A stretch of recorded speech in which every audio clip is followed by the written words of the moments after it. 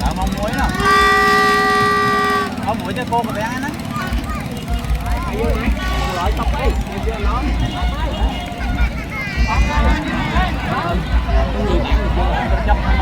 Không cân.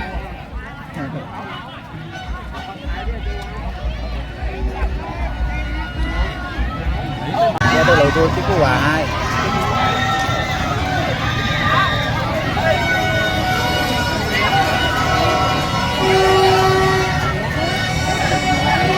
Một chiếc 21 này cũng vào luôn.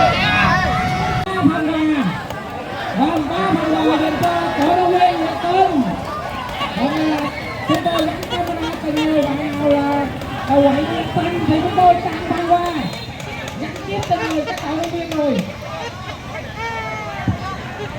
Chẳng này chun đọt test này cái chun chẳng lại đây tao tam tất tập hiệp để bao sầm lan từ lịch hà tất hàประเพณีได้เที่ยวเราไปเงินสำราญได้เยอะประดับ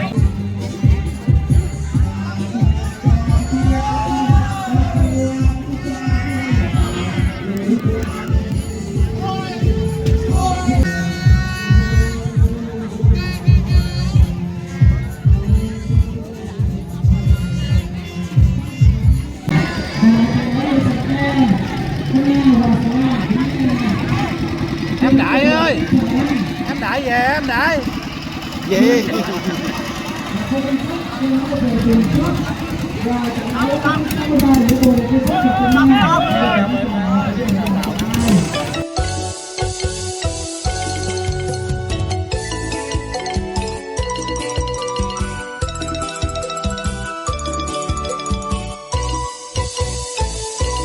Trăm một đôi cổ ốp bố pha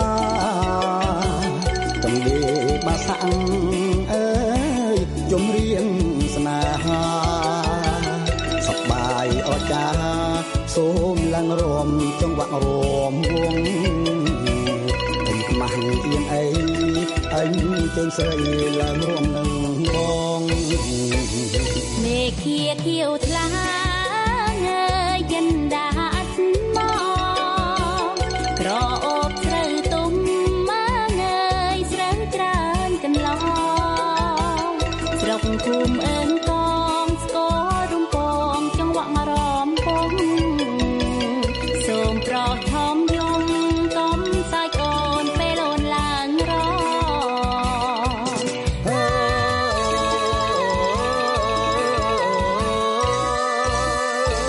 ព្រះចាំងភ្លឺថ្លាបង្ហាញហត្ថា